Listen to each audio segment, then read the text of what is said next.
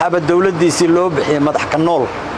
ka noolku waa baabuur Japanese oo aan buudi weyn lahayn wax badan lagu qaadi karo madaxay marka isagu marba geedka uu hoos fadhiyo yaa dawladdii tahay wuxuu doonana ku kacayo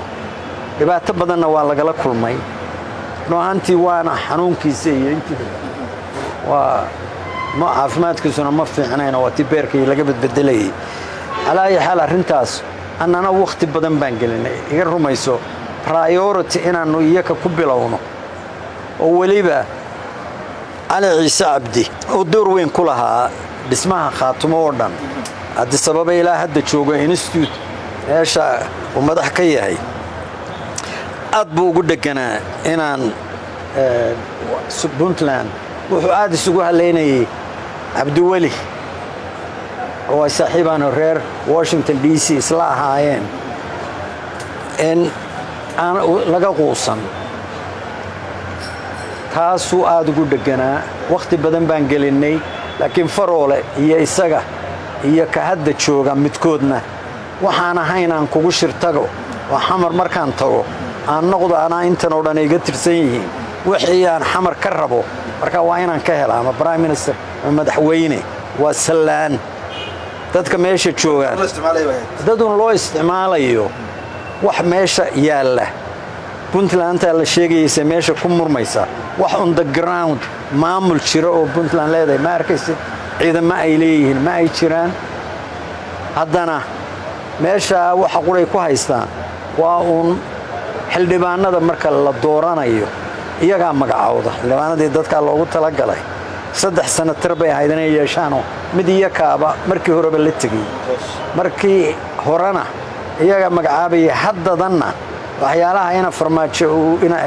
farmaajo uu leeyahay waa su'aal adag wuxuu ka ogolaaday Siciidani inuu haddana isagu soo magacaabo wuxuu uga jawaabi waayay laano concessionka ina deynina waxa ugu weyn oo xamar ka rabaa waa in uu noqdo sanadka iyo house-kaba dadka loo magacaabayo ee maakhir inuu isagu personally inuu personally isagu Puntland laga marka isagu cod u helo isagii hadhowto de wuxuu noqonayaa nin la yimaada inuu yiraahdo ana ba istaahinana madaxweyne noqdo ama prime minister noqdo awoodiisa yaa de muuqanaysa haddana wuxuu ku darsaday Jubaland oo alliance-ga dani wuxuu dhisaya qaabku wuxuu ku noqon lahaa istiraatiijiyada uu ka shaqeeyaa isaga iyo ina faroole iyo Abdi Wali prime minister wuu ahaa ina farmaajahana prime minister nimada sabab uu ahaa inuu markii horena wasiir ka dhigo markii dambana prime minister nimada markii Kampala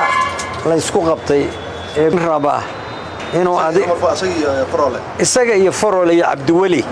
intuba waxay ay kuuriga ugu jiraan nin walba inuu xamar ama number 1 ka noqdo ama number 2 inuu madaxweyne noqdo ama prime minister noqdo la'aanta sool iyo sanaag maakhir ma hawaysan karo hadda hadiiba alliance iyo tol siyaasadeed Jubaland ka helayna de wuxuu leeyahay muuqatana waabatay ka hor yimaadeen ina farmaajo iyo cilmigan oo la waday 3 gobol waaba takhasab ay noqdo heshiiska ay galeen horta koo wixii wax lagu dhoobdhoobi karo 100% waa la jira laakiin haddana xal ma noqonayo oo haddadan aan joogno soo maanta salaasama ma hubno week bacdi waxa ay ku heshiiyeen inuu haddana sii soconayo laano marba nin cadhooday oo isagu dan qaran iyo dan maaragtay xitaa meesha uu ka hadlayo aan ka hadlayna dan uu personally isagu rabo danaha iska hor imanaya oo de waxay noqonaysaa Soomaalida dadka waxay u badan danaha xoog saaraya danaha anigu wixii lagu heshiiyaba haday noqonayaan wax inoo midhan dhalaya 100% waa taageersana in meeshaas ay degto oo adduun weynaha midaal baynu ka nahay marka laga hadlayo failed state ama dawlad burburtay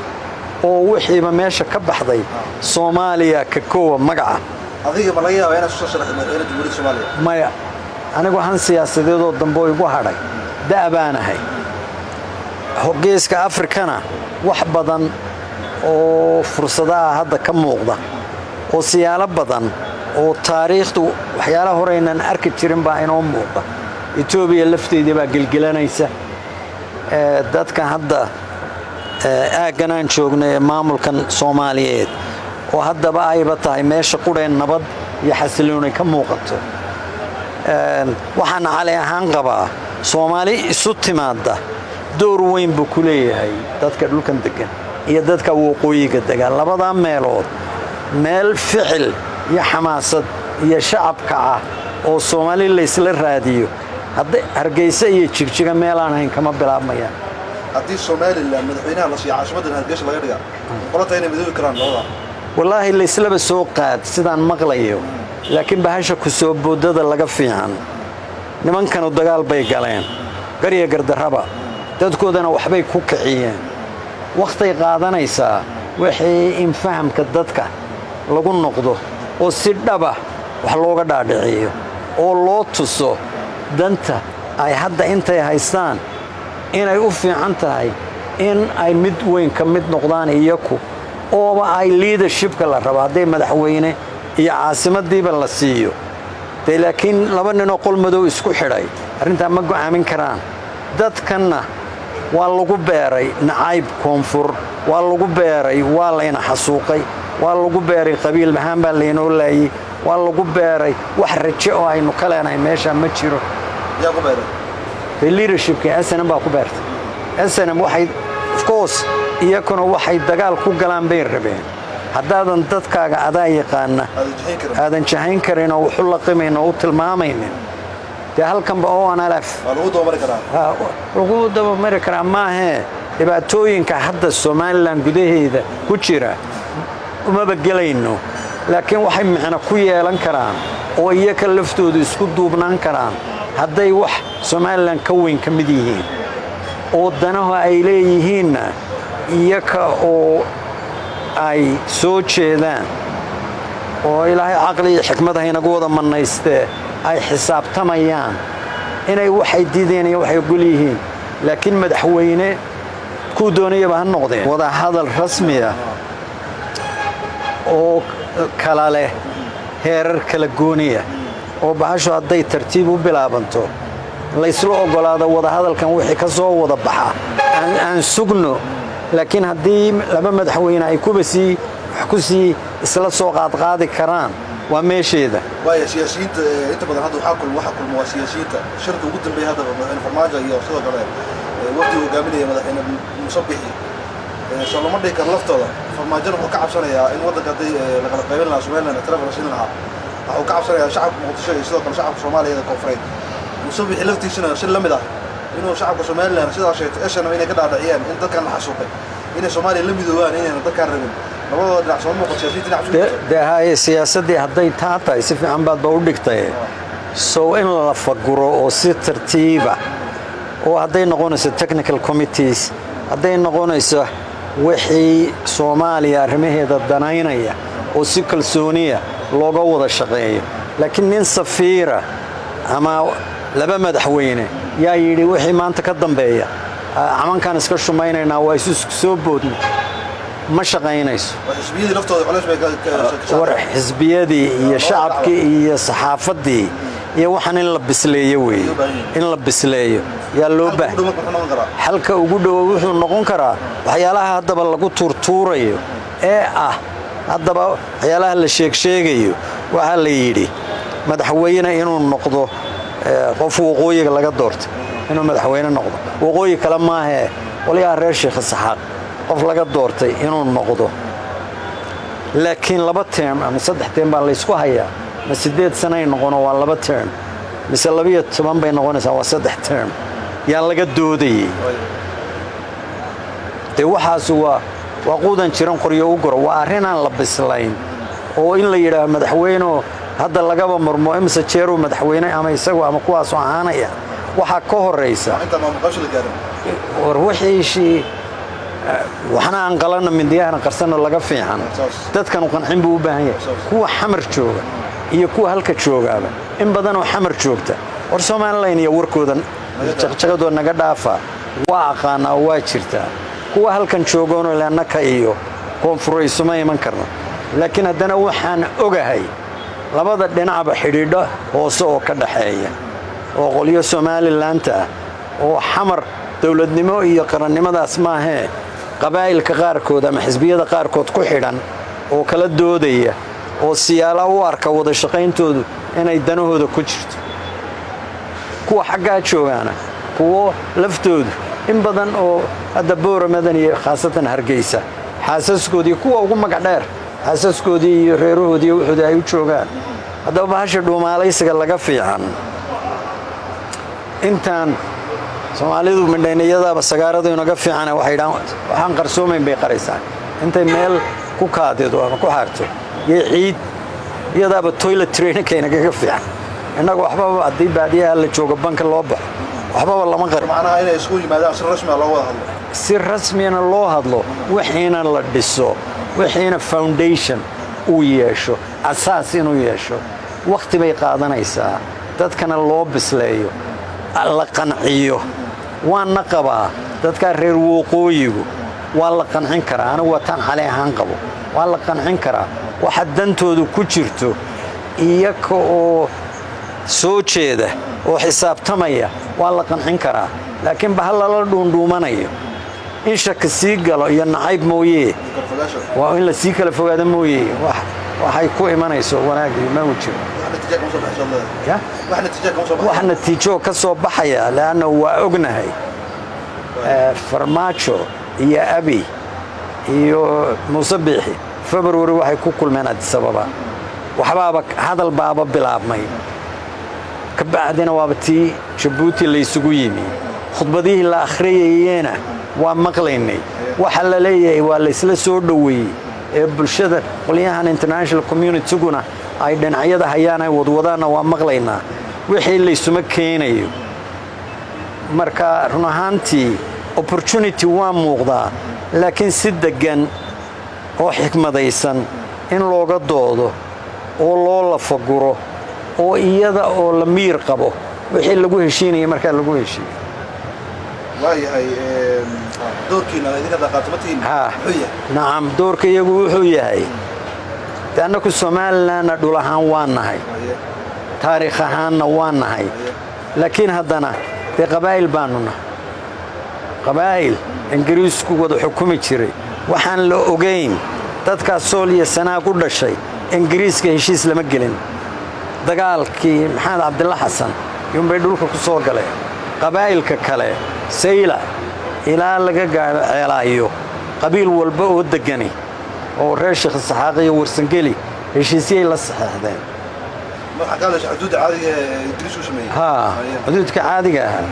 iyo degmooyinkan iyo sidan wuxuu jireen nimankan waana laysiyaa dhulkana waa la wada degaa sida Puntland macnaha ay u tahay Puntland ayaa dhul ahaan idinka Soomaaliland u tahay Puntland mar walba koonfur bay ahayd mar walba Talyaanigii baa xukumay annaku mar walba waqooyigan raas annaga iyo Puntland muddo yar oo nugaal gobol nugaal la yiraahdo la sameeyay oo aan badnayn sanad xitaa ahayn yaan weliga maamul wada noqon haddaba midda meesha taala ee qolyahana aan anugu ugu imi maamulkii hore meesha joogay madaxweynihii hore joogay heshiis baanu galay muddo 3 sano ah yaanu wadanka dibadiisa isku arkaynay Addis Ababa Djibouti Nairobi Imaaraat heshiis baanu October 20keedii 2019 ku galay Caynaba heshiisku waa WhatsApp YouTube-kana waa ku jira heshiiskaas waxay ahayd kow Somaliland la wada leeyahay inaanu dhisno marka Somaliland la wada leeyahay oo haddii ixtiraaf raadinayso la wada raadiyo haddii gooni la ahaado yaad ku shishan waxaanu ku heshiinay exactly Somaliland ama wax la wada leeyahay oo cidina marti ayaan ahayn cidina magan ahayn waa in la wada dhisaa heshiiskuna taasaan noogu taala heshiiska waxaa noogu yahay waxa qure ka dhaqan galay waa laba arrimood kow colaad baa jirto waa isdilaynay oo ciidamadooda iyo annaka ciidanka iyaga khaatumo oo day shacabku leeyahay reer khaatumo leeyahay yaa la dagaalamay waxaan isku haynay dhulka iyaga annaka ciidamadiina naga baxeen dhulka iyagana inaan xoraysanaanu rabnaa heshiiska inta laga dhaqangelinayo aan kala joogna adoo jeedaa maya heshiiska waxaaba looga dooday nabad aan isugu nimaadno oo wada hadallo oo waxaynu wada leenahay aynu dhisanno heshiisku waa kaas waayo laakiin mar haddii aad maamulka ka mid noqonaysaan ciidamadii laftooda in la qarameeyo maadaama ay u baahan yihiin dee taas waa arrimaha detailska loo gelayo arrimaha noogu yaalla meesha dastuurka in la furo waxaan la leeyahay hadda baarlamaan baa laga hadlayaa baysku waxaa la yidhi 1960 buu noqonayaa 60 heshiiska dhamaystirna macnaha la jeedaa heshiiska in la dhaqan geliyo kadib markaa wixii kale aan ka hor wixii kale ciidamada in la qarameeyo ciidamada tan iminka Soomaaliland miisaanka weyn ku ah ciidamada beeleed yaa dhulka jooga la caagaystay ilaa 6800 oo ciidana yaa la leeyahay baa Soomaaliya sanaag Soomaaliland mushahar siisaa hadda xiriirka Soomaaliland idinka waa sidee xiriirka Soomaaliland waxna waa noo bilaabmeen kuma aanna kala kacin waxaana ku rajo weynahay inay iyakana dantooda ku jirto annana ku jirto heshiiskaas inuu hirgalo hadduu hirgali waayo de Muuse Bidiino iyo Ciise Bidiino wala iska kala tagaya waxaanu ku heshiinay oo aan anigu cali ahaan oo khaatimo matala aan Hargeysa ku joogayo haddaanan ku heshiinay ma jirto waxa uu meesha taala meelaha iyakana waa ku idhaahaa Soomaalidu waagii hore waana la dagaalami jiray xikmad iyo gabay iyo wax baa la isu marin jiray gabay hore jiray oo qoliyo aagaasa reer Buuhoodla ah iyo qoliyahaas marka dagaal iyo wax ka dhaxeeyay qoliyo gargaa timi xagga ka timi sidii ay filayeen in loo soo dhaweeyo looma soo dhaweeyin nin marka gabayaa meesha joogay yaa yiri midin ka hortag intay nimanku ama gabya lahaayeen ama iska tagi lahaayeen yu gabi tiriyo leeyahay saddexdii cashaba waa intii sahan ku laalaaye waa soo sidnaa xiriir hisaabka loo talay ii dorsal fududa wuxuu sugayay muu dhowro ana waxaan si roy gabarkaas la oran doonaa ninkii khaatimo meesha u joogay waa sal fududaaday wixii oo laga shaqeynayo yu ka dhaqaaqay hadda 3 sanaan joogaa meesha hadda cidina ay oran mayso waa sal fududaad haddii dawladda Soomaaliya ay maamul goboleed u aqoonsato Sool Sanaag iyo Cayn halka ugu dhow maya weligeed xamar kama suurtoobayso dawladda Soomaaliyeed oo arinta ku dhiiranaysa sababtana waa ku sheegaya xamar baarlamaan baa jira Puntland xildhibaanadan meesha joogay waxaan ay urursatay baarlamaankay ku jiraan kaabinetkii bay ku jiraan sanadkii bay ku jiraan qoliyahan reer Sheekh Saxaaq ama dir waqooyi iyana xildhibaanay leeyihiin iyaga kaligood baaba dhowr kontomeeye leh labada qolo midna ka suurtoobi maysa inay ka ogolaadaan maamul xamar jooga in maamul loo dhiso Soomaaliya Sanaag shacabka xamar joogaana dad u dagaalamaya oo iyo miidiyada meesha midnimo Soomaaliyeed iyo dadkanu kan iyo kaasi waxa ay istaaylaan marna ka suurtoobi maysa hortaagan in maamul goboleed guud loo aqoonsado waxa hortaagay Somaliland iyo Puntland marka Puntland hadda waxay ka soo tarsadaan ognahay Soomaaliya sidaas ay tahay xatir maadaama ay rabaan inay kontrolaan kuraasta yes marka idin laftiin inaa guddi madax banaan oo arintiin xaqii ka maqnaa inay u raadiyaan dawladda federaalka iyo caalamka warastan hadda ilaa markii maamulka la sameeyay waa 8 sano moot 2012 January waa 8 sano waxba iskama aanan hakranayn laakiin waxa meesha yaala cid arinta ku taageerta dadkan ama qabiil ha ahaadeen ama dad leh xuquuqda wartay dadkan inta idinku baleedihiin reer Sheekh Saxaaq Soomaaliyeed waxaanu xamar uga goosanayna danaha iyagii baan ku dhaxarka weyn anagana maxaa naga horjoogeynaa danaha iyagii baan idinka dhaxarka weyn yaa kugu taageeray marka kaliya meesha dantiina ka dhaxarkaysaan ayaa diyaar u tihiin marba ka mid ahaataan annaku waxaan labada kama maqnin annaku waxaan qabaa first step talaabada hore inay noqon lahayd annaga iyo Soomaaliland waxaan wada leenahay marka annaku miir qabna waxaan u qabaa in Soomaaliland la wada leeyahay ay noqon karto meel laga raadiyo Soomaali dib loo raadiyo haddii Soomaaliland ay ka mid noqon lahayd Soomaaliya si rasmi ah maamulka kadib hadda u ogolaan lahayn inay Soomaaliya ay ka mid noqdaan Soomaaliya Sanaag ay heli lahayn cadaalad kula tahay Soomaaliya Somaliland iyadoo iskaba socota iyagaan ba hadwaatayna hore uga hadalay iyagaan bar rabin in Somaliland ay ku biiraan annaga ay Soomaaliya ka soo qaadeen ka mid yihiin waxaan ka hadlaynaa caqabadaha hortaagan soo lishanay hadda Puntland Somaliland hortaagan haddii maadaama dhulka hadda Somaliland ay maamusho haddii Somaliland ay ogolaan lahayd nidaam soo ogoliya in Soomaaliya ay ka mid noqdaan ama la midoobo ma asleeda culeyska hadda soo lishanay ceesar ma ka diilaha tamay marka annaku waa arintu inta waaba ka sahlanaanaysa haddii Soomaaliya marka laga wada mid noqdo de Soomaali weyntaasana wax la qabnaa marka muranba meesha ma yaalo laakiin ujeedada Soomaali gobolad ma heen maamul gooni noqotaan annaku waxaanu maamul gooniya ku noqonaynaa marka ay labadan maamulna hortaagan yihiin xamarna ay waxba noo hayn markaasaan rabnaa maamul gooniya natacaamil maca shaytaan marka وحلالة وحي أنا ندنا هيجا هنكو قارين. أنا إلا حتى ده الشيطان كان نطع مشان وجده. صح وحنا ولا شيءنا اللي نقولوا البدنية هذه كيف فكرة يساعي. ماشي الله على ماشي تدك يجو كوبة بعديان هذا سومالي يوم عم بفعنين أما سومالي عم بفعنين واحد بدني هو يا ولي باللجسي الليتا وحنا هذا يسيس عدنا وكسي الدريان هذا هذا وحلقة قبلنا مدة قرية أيو نقول دونتا وأنا هرين dadka mar walba waxa u furanay waa inay dagaalka xigaan hadii laga gudbo maamul goboleed oo loo gudbo nidaam xisbi oo doorasho cad iyo qof la gaaro Soomaaliya sharci aan dan muta yaa gaarsiinaya deeta hadii sharaxan dawladda Soomaaliya ay gaarto qof cad in la doorto oo maamul goboleed meesha ka baxaan oo awoodii maamul goboleedka meesha ka baxdo qof walba codkii qof soo baxaya taas waaba inta la rabay laakiin intaan nool ahay taasaan markaynu waaqaca dhabta ka hadlo markaan hadda ka hadallo ahzaab saa u dhisanna ma jirto waxayna qabiilun baa lagu meereysanayaa waa qabaa'il markaynu doonana qabiilka waxaynu aragnaa wax jaahilnimo iyo maaragtay sidii ibn aadanku u soo bilaabmay muxuu ahaa meelihii ugu horeeyay meelahay la soo maray قالوا أما تاريخ مركز لقى هذا يوحى لابن آدم وحكوا بلعبي أما هنا حولها وجوار صدان أما هنا وايلد فروتس برتا إلى هي وحكب حاي حنان مركز سي هدنا آدينين وحبيرتان مركز سي هدنا ورشدي وحساسي وسعدان إنك الصومالي هدنا هاي تاهران ولي شوقنا وقبائله وهدنا قبيل كي مرنا والجي يحيى haddana waxa qurey oo ku socda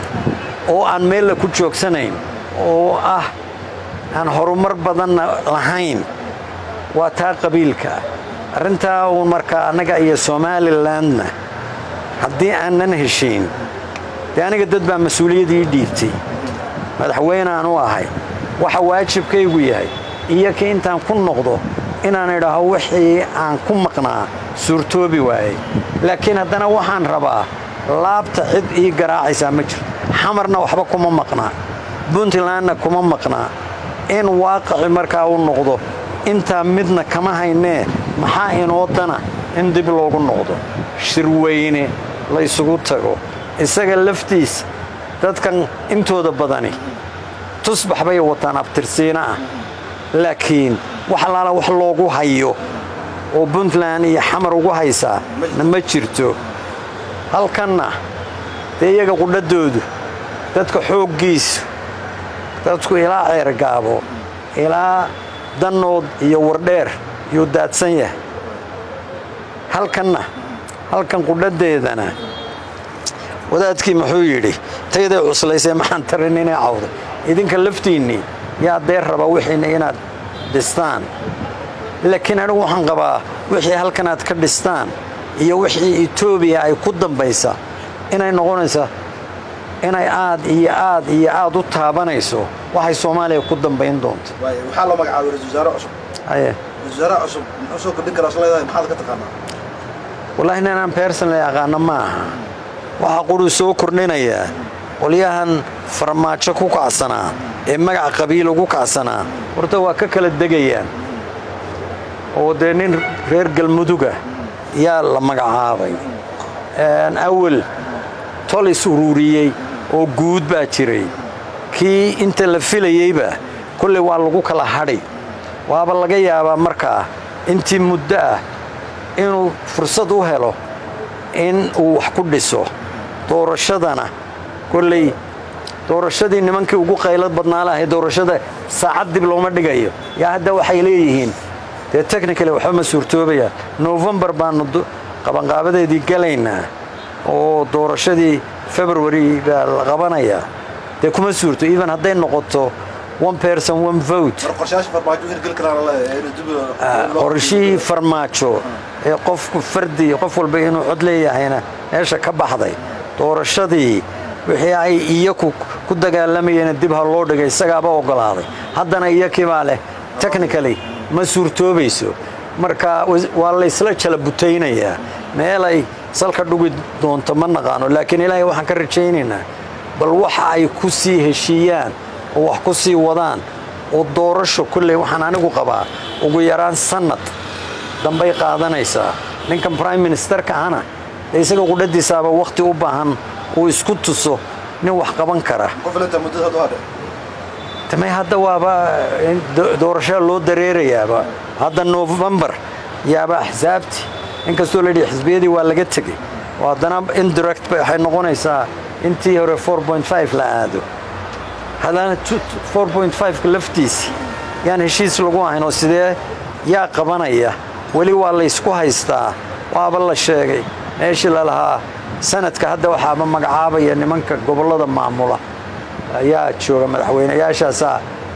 sanadka wuxuu maamulay marka aad la kulanto siyaasiyiinta Soomaaliland ama siyaasiyiinta kale ee Soomaaliya ma kugu yaraan magaca madaxweynaha qaatumo dad diidaya oo odhanaya Somaliland madaxweyne quray leedahayna waa jira laakiin madaxweyne Somaliland kama hadlayno anagoo organization baana organizationku guddoomiye madaxweyne waa yeelanaya laakiin waxaan waxba garan yay dhibaysaa madaxweyne aniga qudhataydu nimanaad rabto inaad garcada uga gashaan in iyadan balaysu iman ay dhan isu gurfiyaan oo yiraahaan waxaygii baaba lagu murmaya aniga qudhadaaba uga tudhaya hadayba laga badaynayo anaaba la balwaatay anigu tayda jeebka aan bagashanaya waxaan aynu laakiin ku wada hadlaynaa haddaadan ogolaan heshiiska wax laala waxaan sunnahay ma jirto inaad ka tanaajiso macnaha in lagu yeero madaxweyne haddii dadka ay ku jirto dad diyaar u tahay tee madaxweyne lagu yeero macnaha igu fadhidaa ma jirto dad baan ka wakiilahay inkasta oo halkan aan joogo iyo meesha aan ka imi boqolo walba ay leeyihiin war ninku waaba nin wuxuu ahaa loo hanweynaaye maxaa u geeyey Hargeysa maxaa geeyey adeer danta Hargeysa waxa igu maqaalaa waxaa jiray sheeko nin geeliisii lumay markaas isaga wiil dhalay baa geeli raadiyay waa kaliilo waqti kulul wiilkii baa yidhi Allah abo meeshaynu maraynaa kulula abba geelini baa maray buu yidhi waxaan u joogaa oo igeeyey waa danta ummadaas anigu hadday tayada cali tahay laba wiig ma joogin laano danahayga kale iyo waxay kala qabsanay yaa iga muhiimsanaan la laakiin yaan waxba bilaash la soo akhriin dagaalan cidna ka dhabahayna yuusan anaka na gelin nimanka haddaanu nabad wax ku helaynana waa daba jooga hadday noqoto oo shacabka iyo waxgaradka iyo culamaa diin iyo bayaamish waxa arintaa diida anigu ma hayo laakiin maamulka iyo go'aanka cidii lahayd arinta waxaad moodaa inaan weli ogolaan oo aan diyaar u nahayn waxaa tahay ra'iisul ugu horeeyay dowladda hadda madaxweyne farmaajo ka dhashay Soomaaliya waxaa tahay ra'iisul ugu horeeyay ra'iisul ugu yeeray warkaa ma inta ra'iisul wasaare waxaan ahaa haddii la igu yeero taas waa waxaan soo maray te qofka intiisa in loo qiro yaa haboon ninku hadduu safiir ahaa haddii uu madaxweyne ahaa hadduu wasiir ahaa wuxuu doonayaba ha noqdo madaxweyne uu ahaa in loo waa xilqaan waa asluub maaragta mudan waxaa tahay siyaasi aqoon-yahan maxay kula tahay xalka Soomaaliya haatan ugu dhow maxay noqotaa wallahi halka Soomaaliya ugu dhow aniga waxay igu muuqataa in siyaalahan hadda wax lagu dooranaya haddaan lagu barxin shacabku waxa uu rabo iyo haddaan axsaab la samayn arrintu waxay una noqonaysaa ila meerayso oo weligeed taasaa lagu jirayaa intay arrintu qabiilka tahay xisbigiina qabiil ku salaysan yahayna cid mas-uul ah oo Soomaaliyeed oo hadda waqtigii dawladihii hore ugu horeysay Soomaaliya madaxweyne iyo prime minister iyo wasaaradda iyo xildhibaan iyo dadka ninka ugu badan baa elementary school ka baxay dad iyagu wax isbaray oo akhrisan jiray waa jiraan laakiin wax dadka hore wax bartay kuma jiro laakiin leadership qualities bay lahaayeen oo dad badan oo waqtigaa joogay yaa haddana habkay rag maamul ama dadka u maamulayeen iyo hankay lahaayeen iyo yoolkay ku hiranayeen dee waa lahaayeen hadda dadkii anigu halka kama warhayo laakiin Somaliland oo kale sanadkii jaamacadaha ka jira ilaa 9,000 oo arday baa ka soo baxa anigu markaan ka baxay secondary school Sheekh kalaaska yagii 14 baan ahay waa secondary school waa ka quree wadankaas oo dhan jira xamarna 2 secondary school baa jira wax jaamacada ka baxa hadday ugu bataan 20-30 bay ahay marka dawladnimada la helayaa waxaan badnayn oo waqooyiga iyo qolyaha koonfurta marka aniga waxay ugu muuqataa rajada Soomaalidu kulley waa jeclaan lahaa inaan ka agdhawaado waa jeclaan lahaa hadda ninku hadduu siyaasad ku jiro saad doontid wax ma sheegi kartid uma qori kartid inaan wax qorana waa jeclahay meel jaamacad ama jigjiga ha noqoto ama sababa ha noqoto meeshay doonaysaba ha noqotee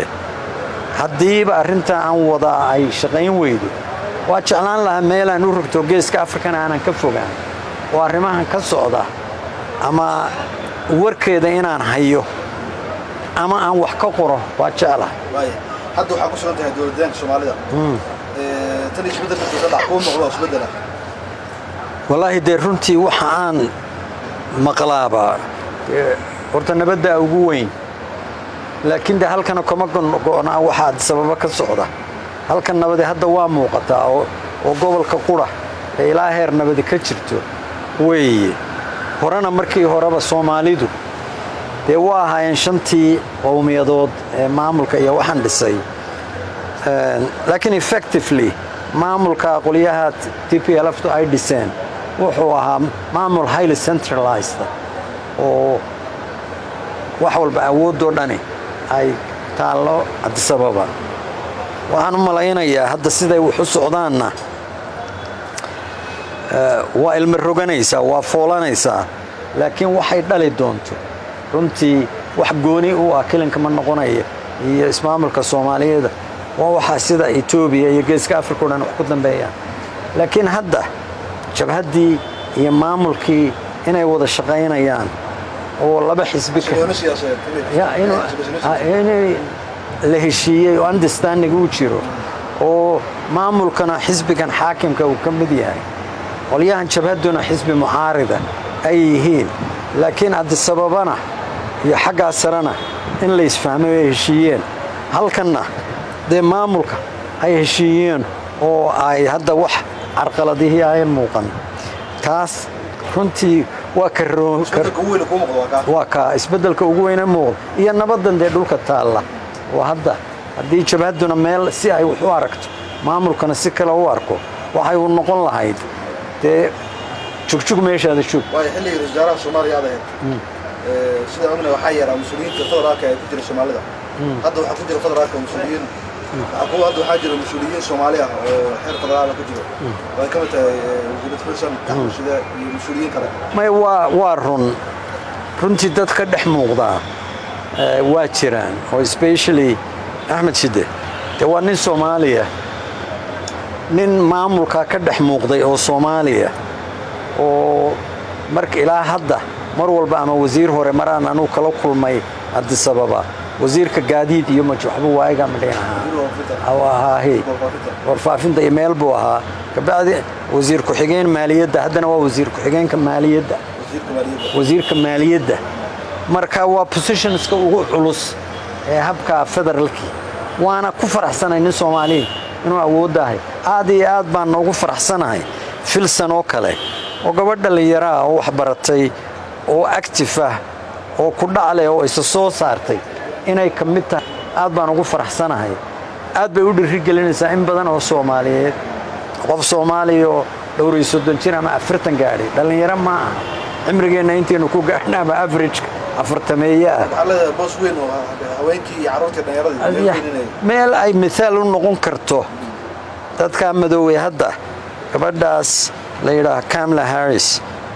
vice presidentka dad badan oo aqaliyaadka dadka laga tiro badan yahay ama ha madoobaadeen ama muslim ama immigrants ahaadeen yaa runtii u arkaya inay iyana rajo leeyihiin inay iyana meel sare ay gaari lahaa markaa filsan oo kale gabdho badan khaasatan gabdho Soomaaliyeed oo wax bartay yaa sidaa iyadu ay ku soo baxday aan ugu soo baxay waday u furtay mithaal fiican bay u noqonaysaa waana ku hambalyeynaya waana ku faraxsanahay waxaana rajaynayaa dadka un mustaqbalka geeska Afrika dowrka ku yeelanaya sidii wax loo qaban lahaa ee nabad waarta loo gaari lahaa ee integration iyo isu imaado geeska Afrika oo dhan ka qayb gala historica taariikhiga inay ka mid noqotana waa ugu hambalyeynaya waana ugu rajaynaya waxaan siin doonaa hadalkaada ugu dambeeyay adiga oo soo gabagabeyn doona hadalkaada ugu dambeeyay waxaan ku soo gabagabeynayaa aad baan ugu faraxsanahay inaan magaaladan Jigjiga imi aad bay dhiiri gelinaysaa waxyaalaha hadda ismaamulkana sidoo u shaqeynayo ee Addis Ababana uu la shaqeynayo waxaan rajaynayaa in badan baa iyaka Soomaali lahayd Soomaali galbeed oo wax badan oo sacrifice loo sameeyay iyakuna dowrkooda inay cayaaraan oo kow iyakuna heshiiyaan oo leadershipkii loo baahnaa iyo yoolkii ummadda Soomaalidu lahaan jirtay inay noqdaan dabku meeshu ka baxayo ifku ka muuqdana inay noqdaan kana warhayaan oo kulley waxa xamar yaala waana ina wada khusaysaa inaan la niyad jabin laakiin in badan oo u tafaxaydata ma aha inaan anigu meesha ka dhex muuqdo laakiin wanaaga iyo ka qaybgalka dhismaha iyo haddii loo dareerayo axsaab mabda iyo qadiyad ku sugan magaaladan SYSH markii la aasaasay 1943 baa SYSH la sameeyay magaaladan meelihii ugu horeeyay ee ugu xoog badnaa SYL bay ahayd waxa uu dhibaatada keenay markii Ingiriisku 1948 wax kala wareejiyay dhibaatadii gaadhay dadkii lagu laayay iyo waana la socdaa haddana waa istaahishaa leadershipka Soomaalida iyo magaalada aan joogay Hargeysa على أهم وحن قبا لبدا مقالو meelaha rajada ugu weyn aan ka qabo Soomaali weyn hadda waa la isu socdaa waa la iska warhayaa inay dib u madoobaan oo de aqli iyo xikmad Ilaahay ugu manaystay hadiiba ay noqoto Horn of Africa oo dhan baaba isu yimi hadii Soomaalidu markaa iyagu Horn of Africa soo isugu timi intooda lagu ururin karo waa rajo fiican ayagoo dawlado kala duwan iyagu haday doonayso hal dawlada haday noqonayso meeshan aynu joognaa wanaaga Horn of Africa door weyn bay ku leedahay laano dadkan hadayaan raalli ahayn hadayaan kalsooni jirin hadayaan u arkin dantoodu inay sabab ku xidhan tahay Soomaali kale oo Ethiopia u arkaysa danay leeyihiin inay taalaana ma jirto marka warkayga waxaan ku soo koobaya ma la dhihi karaa fargelinta Ethiopia Soomaaliya ku heshay way dhamaatay wallahi dawlad daris leeyahay weeye haday Soomaalidu helayso iyaba waa fargelin lahaay iyaba wax danta Soomaaliya taa laguma laakiin boqolkiiba laguma eedayn karo laakiin iyaga sidii hore lama waa jirtaa gobolaysigan iyo walwalka Jubbaland laga qaba iyo ciidamada Ethiopia joogay iyo waa ogahay waxyaalaha dareenka waa u qabaa iyo walwalada muuqda laakiin anigu waxaan qabaa danta Ethiopia iyo maamulkan hadda joogaana kulli inta aan dhawaaqooda iyo aan ka maqlayno wax runtii aan ku hiran karno oo yoola waa u eegay oo integration kan iyo la isu wada yimaado oo haday noqoto Eritrea ama Ethiopia oo Sudan ama Soomaali shirarka iyo hadallada meelaha laga sheegaya waa warkaas inay sii socdo waa rajaynaya maadaama geeska Afrika iyo midoobayaan Soomaalidana inay saas iska warhayaan saa isaga warhayaan hadiiba la midoobo haddii even economically la midoobo waa maqlayaa Ethiopia weligeed waa ku taamaysay inay dekad yeelato Soomaaliyana waxay dadka Soomaalidu leeyihiin waxa ugu weyn waa baddaas danaha la leeyahay dekaduna macna waxa yeelanaysaa haddii suuq weyn ka dambeeyo suuqi weynana waa Ethiopia ilaa Afrikadaas marka tan moota Soomaaliya dekadaas inay sidoo kale isticmaasho integration lagu raaliyahay hadda aan midowno madaxweyne maxaa yeelana dawlad qura waxaan ba ka hadlaynay Hargeysa iyo Khaatumo ama Hargeysa iyo Xamar taadi sababana kaba fog laakiin wax lagu hiran karo oo danteenu ku wada jirto waa istaashawaat aad baa mahadsantahay adiga mudan ku mahadsantahay walaashiisa nabad TV ma aad baad mahadsantahay mahadsanid wasaare hawsha fiican sii wada waa mahadsantahay inta waxay noo wada daawadayaal barnaamijkii siyaasadda oo aad ka daawanayso TV-ga caalamiga nabad TV oo maanta noogu ahaa marti siyaasi weyn sidoo kalena ahaa wasaarihii ugu horeeyay Soomaaliya dawladda haatan jirta Cali Khaliif Galeer inta barnaamijkan oo kale aan kulmi doono waxaan ku dhaafeynaa daawadayaal sidaas iyo nabad geliyo